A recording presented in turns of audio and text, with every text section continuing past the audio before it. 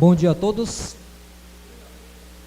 que a paz, a graça, a alegria, da presença do Senhor esteja com cada um de vocês. Como a Mara acabou de cantar, que na mente de cada um de nós existe, figuradamente um trono, que Cristo esteja entronizado em sua mente, e ele seja, o seu objeto principal de adoração.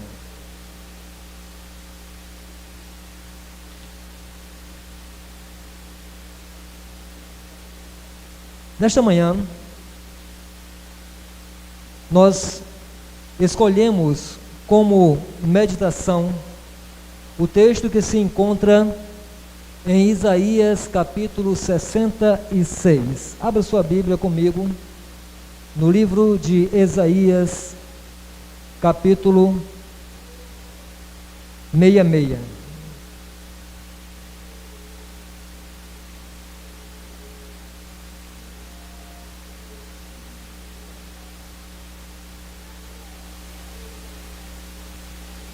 Quando todos acharem, digam amém, para que a gente possa ler todos juntos.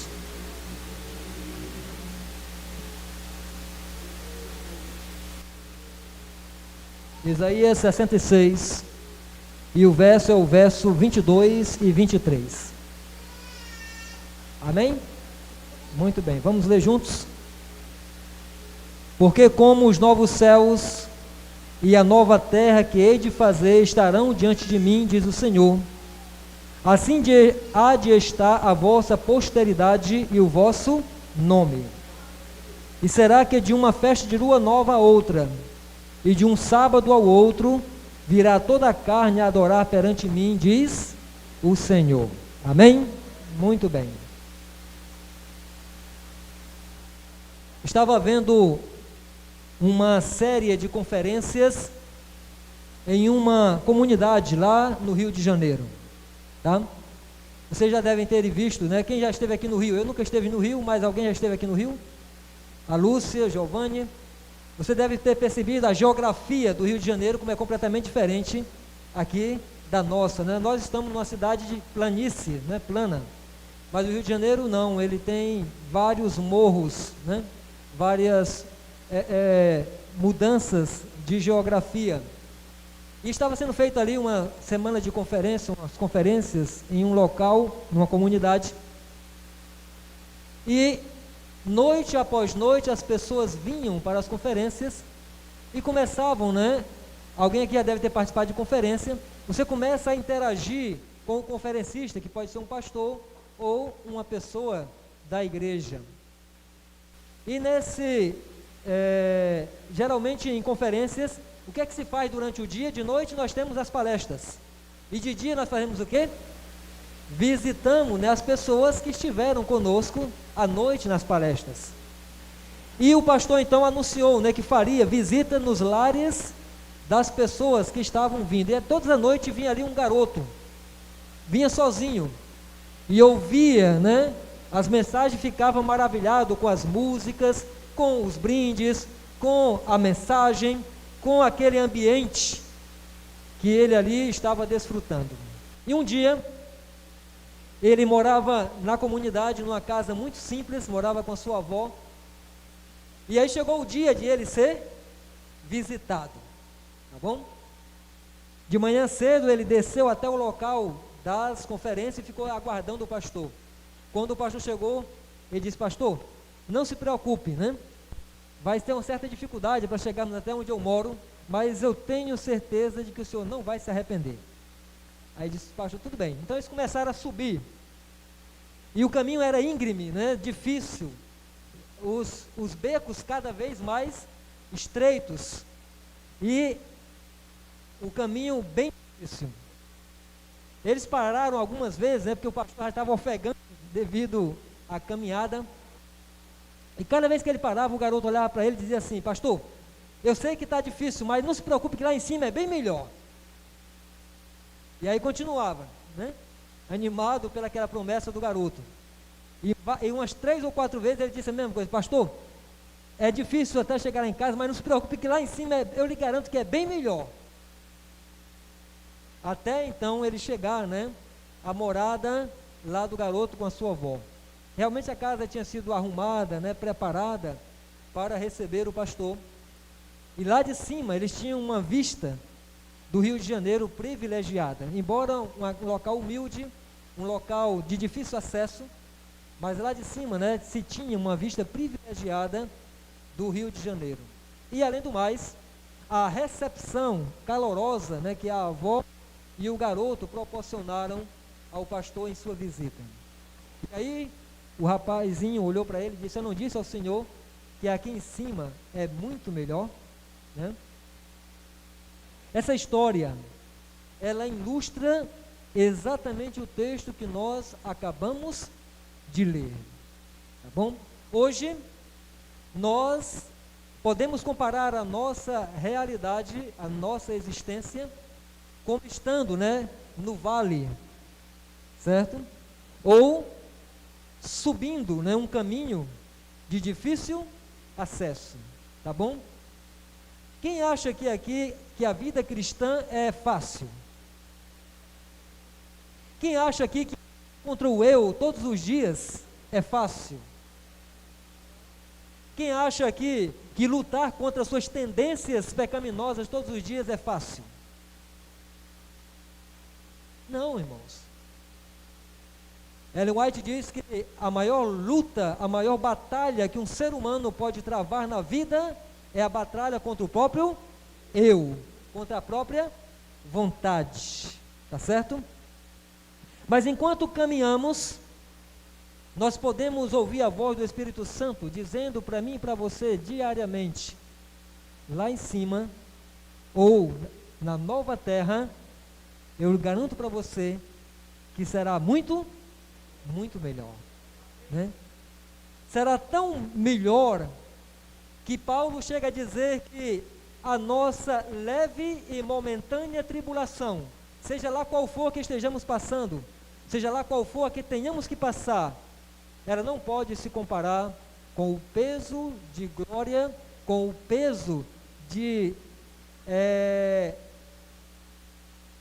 da satisfação de vermos Cristo face a face e desfrutarmos das coisas que eu e você nem sequer podemos imaginar. Amém? Nesse texto aparecem 3 sentenças que gostaríamos, né, de falar com os irmãos nesta manhã. Primeira sentença: porque como os novos céus e a nova terra que hei de fazer estarão diante de mim. Essa primeira sentença fala de permanência, de eternidade, tá certo? Deus diz que o novo céu e a nova terra serão eternos. Essa daqui é uma outra maneira de dizer a mesma coisa que eu e você já sabemos, que está em Daniel, no capítulo 2. Abra sua Bíblia, em Daniel, capítulo 2.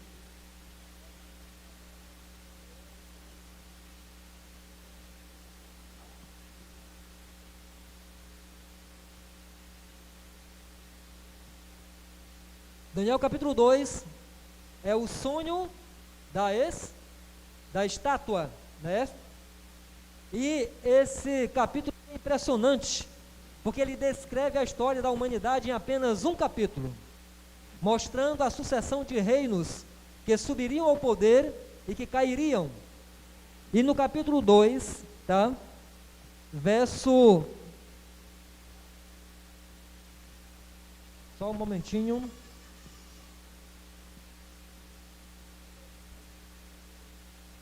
Verso 44. Mas nos dias destes reis, o Deus do céu suscitará um reino que não será jamais destruído. Este reino não passará a outro povo, esmiuçará e consumirá todos estes reinos que você viu lá na estátua, mas ele mesmo subsistirá para sempre. Como vistes que do monte foi cortada uma pedra sem auxílio de mãos, E ela esmiuçou o ferro, o bronze, o barro, a prata e o ouro. O grande Deus fez saber ao rei o que há de ser futuramente. Certo é o sonho e fiel a sua interpretação. Amém? A primeira declaração de Isaías 66, porque como os novos céus e a nova terra hão de estar diante de mim para todo sempre, fala exatamente de eternidade e permanência. A segunda sentença fala, assim também, assim como os novos céus e a nova terra serão eternos, estarão para sempre diante de mim, assim também há de ser a vossa posteridade e o vosso nome. Ok? Assim também será a vossa posteridade e o vosso nome. A primeira sentença fala de permanência e eternidade. A segunda sentença fala de anuência, o que é exatamente uma escolha concordante de todos. Todos os que aceitarem a Cristo como seu Salvador, todos os que acreditarem na sua promessa de renovação e restauração, não só de você mesmo, como de todo o mundo. Todos os que acreditarem na promessa de uma nova terra e um novo céu. A segunda sentença diz que assim como esse novo céu e essa nova terra estarão para sempre diante do Senhor, você e eu também estaremos para sempre diante do nosso Deus. Tá bom? Estaremos sempre diante do nosso Deus.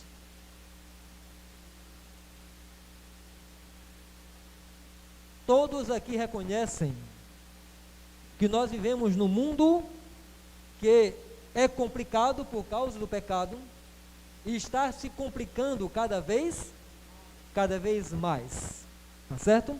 Cada vez mais.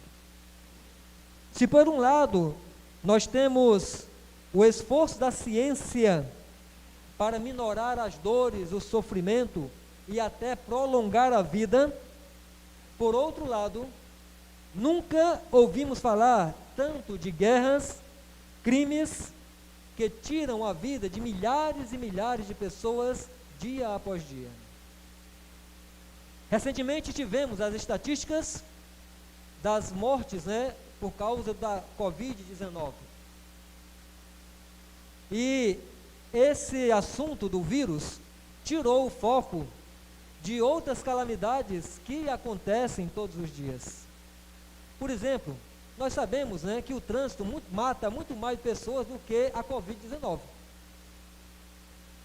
Que as epidemias de dengue que têm se repetido ano após ano no nosso estado e no país, também matam muito mais do que a Covid-19. Tá certo? A criminalidade. Nós vivemos então num paradoxo entre dois extremos. Enquanto parece que por um lado, as coisas caminham para uma solução definitiva, no entanto, por outro, nós vemos exatamente o aumento dessas situações que trazem sofrimento, dor e morte às pessoas. Tá bom? Em Apocalipse, no capítulo 22, abra sua Bíblia, por favor, em Apocalipse, capítulo 21, aliás.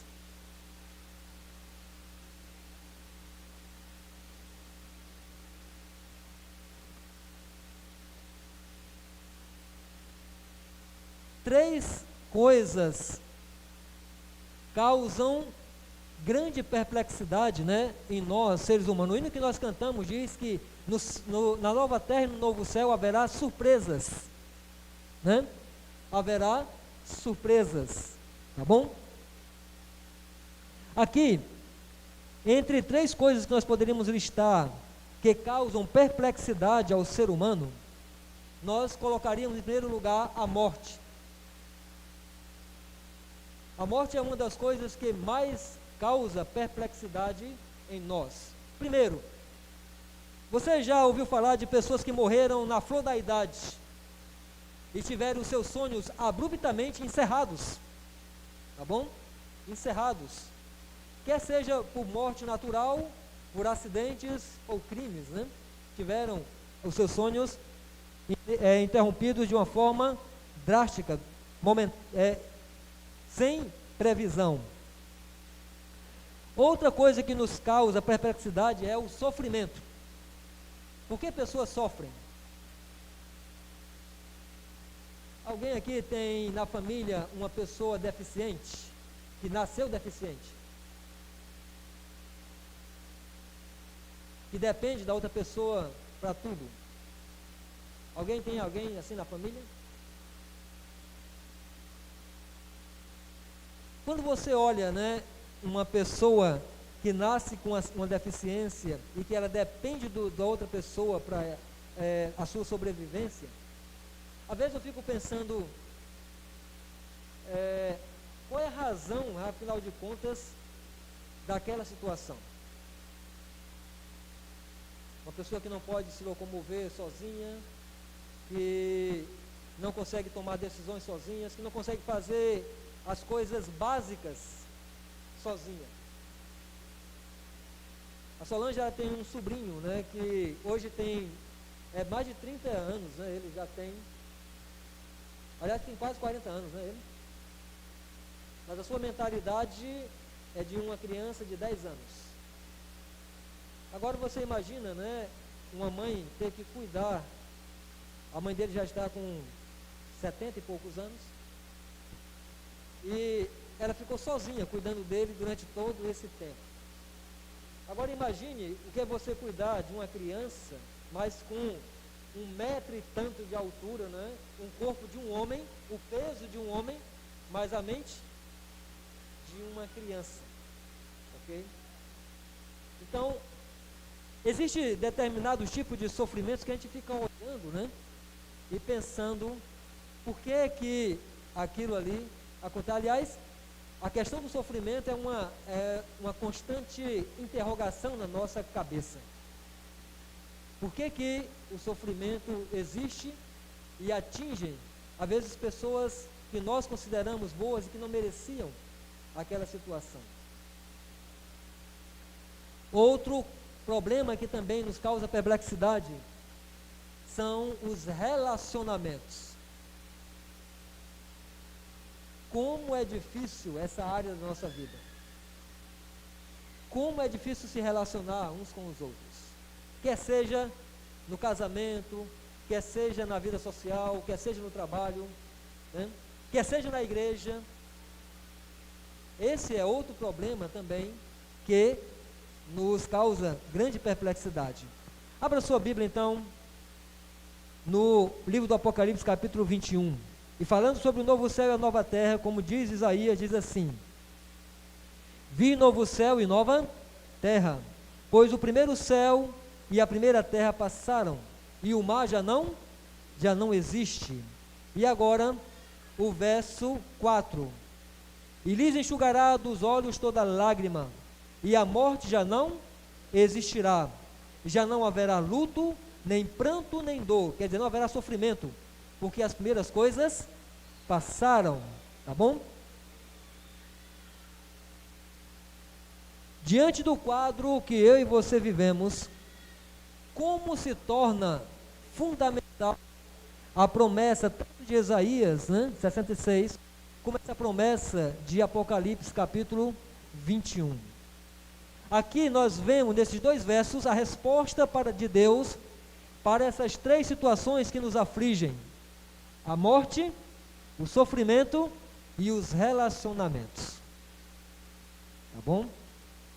Agora, você pode me dizer, sim, é maravilhoso saber dessas promessas, mas elas estão condicionadas a um futuro.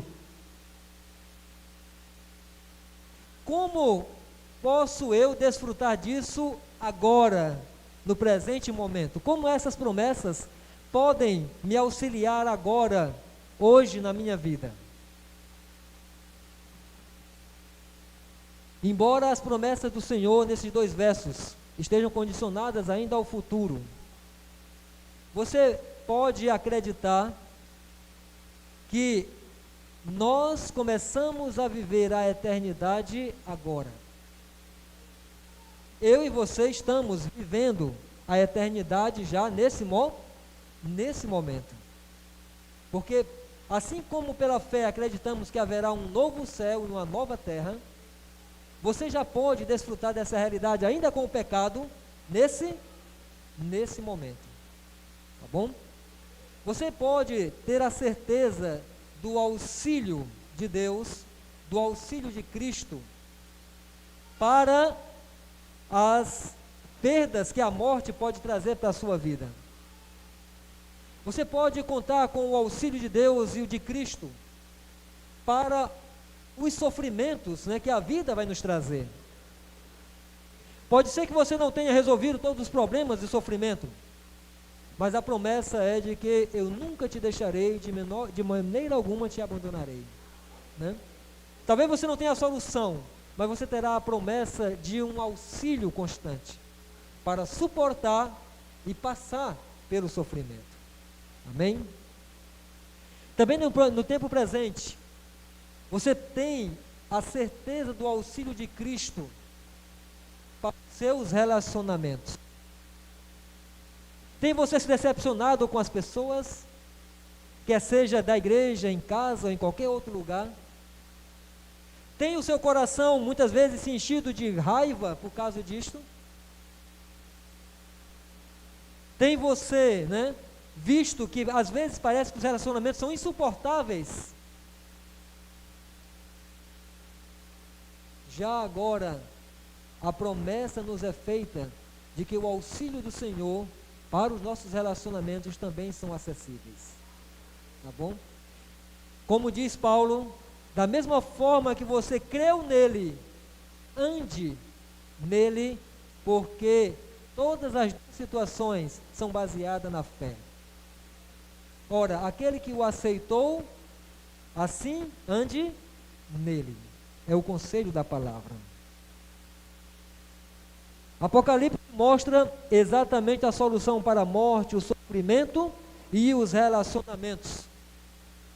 Já agora, e com a promessa de que um dia, muito em breve, nós teremos a solução final para todos esses problemas.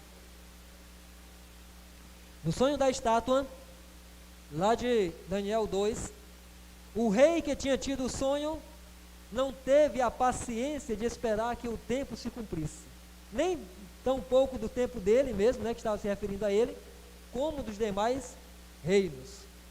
E ele demonstrou, né, uma atitude de insubmissão e descrença ao que o profeta tinha lhe revelado. Que tal não aconteça conosco? Queridos, eu e você acreditamos que estamos muito mais próximos de que essas promessas se cumpram do que quando elas foram ditas a Daniel ou a Isaías, tá? E nós temos também a certeza de que, assim como tudo aquilo que se cumpriu, né, que já foi profetizado, aquilo também que falta se cumprir, há de acontecer. Amém? Há de acontecer. Novos céus e nova terra. É disso que precisamos. Por quê? Ontem eu falava na casa da Ednilce, no PG, que a proposta do Evangelho não é de melhorias. E tem muitas pessoas, muitos cristãos, que vivem com essa ideia de que as coisas vão melhorar, de que o mundo vai melhorar, de que as pessoas vão ser mais tolerantes, de que as pessoas vão mudar. Isso não vai acontecer. A proposta do Evangelho, portanto, não é de melhorias. A proposta do Evangelho é de transformação. Por isso, é que é dito aqui, né? Novos céus e nova terra, é disso que nós precisamos. Um lugar seguro, um lugar de paz, um lugar onde a morte não interrompa os seus planos, um lugar onde a morte não interrompa os seus relacionamentos, um lugar onde a morte não lhe traga depressão pela perda do ente querido, um lugar onde os sofrimentos não existam, e aonde você possa viver plenamente a sua vida. Essa será a nossa realidade em breve, apenas porque o Senhor prometeu o seguinte: Deus mesmo estará conosco, Ele nos enxugará dos olhos toda lágrima, a morte já não existirá, já não haverá luto, nem pranto, nem dor, porque saibam que tudo passa, né? Tudo passa. Isso aqui me lembra uma ilustração que fala, né, sobre as nossas expectativas. Diz que havia um rei que era semelhante a Nabucodonosor, né, que queria respostas, não importava como a pessoa conseguisse as respostas. E ele tinha um conselheiro a quem ele muito estimava, mas também geralmente fazia desafios a ele.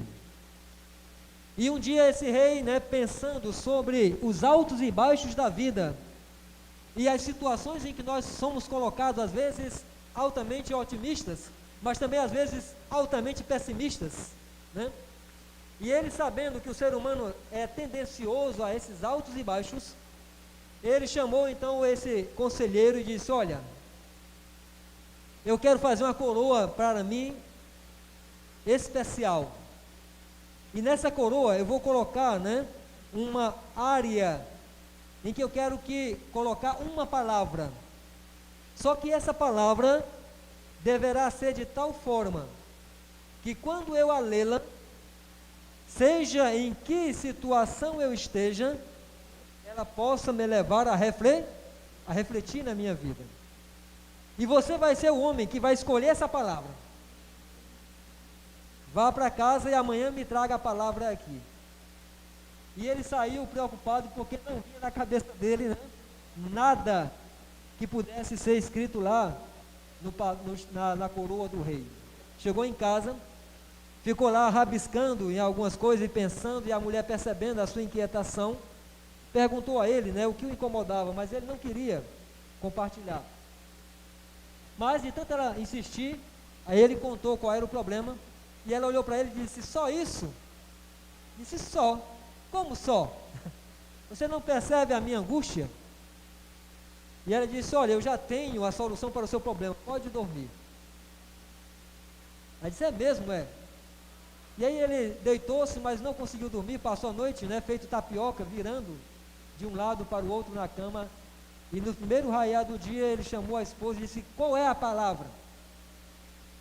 E ela sussurrou, né, no seu ouvido, e ele correu ao rei, como fez aqui, né, na história de Nabucodonosor.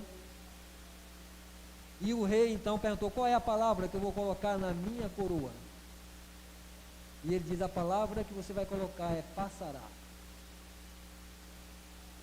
Porque tudo passa. Porque nos momentos em que você estiver eufórico, feliz, alegre, confiante, lembre-se que isso vai, enquanto houver o pecado aqui, né? E quando você estiver deprimido, triste, acabrunhado, desanimado, lembre-se também que tudo passa, né?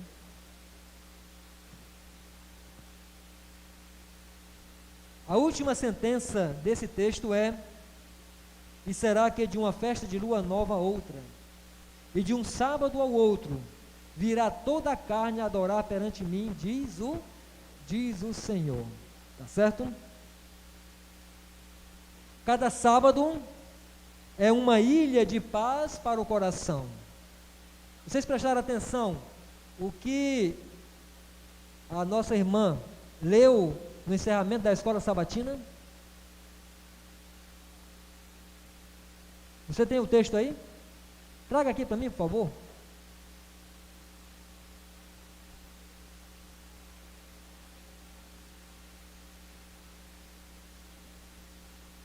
E ela, com sua voz maravilhosa, né, vai reler agora para aclarar a nossa memória, tá bom?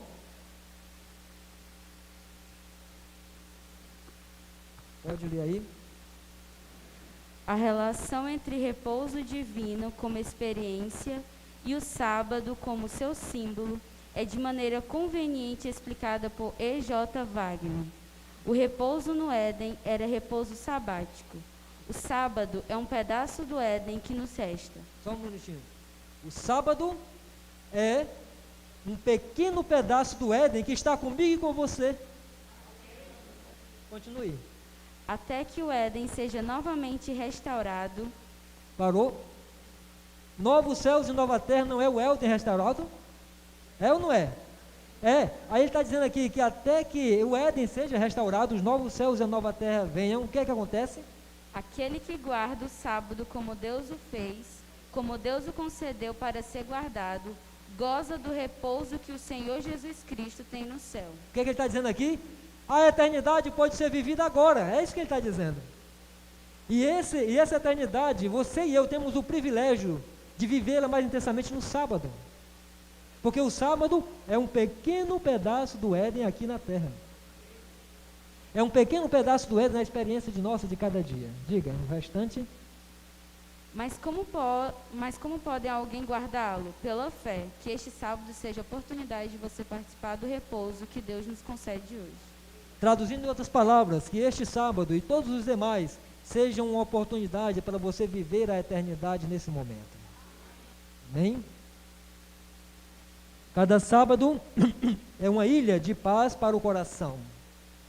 Ao descansarmos de nossas ocupações comuns e nos dedicarmos à adoração a Deus, estamos nos preparando para os sábados que está descrito aí em Isaías.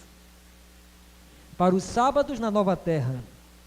Aqui estamos cercados pelos efeitos do pecado, mas lá tudo será paz e felicidade.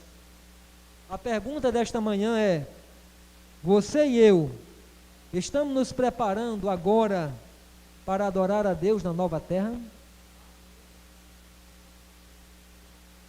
Nós estudamos nesta manhã que o descanso de Deus foi oferecido a todos os israelitas, mas nem todos puderam entrar, porque a sua fé não acompanhou a obediência. Nós estamos nos preparando para adorar a Deus na nova terra, de sábado a sábado, de uma lua nova a outra lua nova, de uma adoração constante, prazerosa, ininterrupta. Que Deus nos conceda, né? A graça de aproveitarmos o momento presente para vivermos uma experiência com Ele que se prolongará pela eternidade. Que Deus nos abençoe. Amém.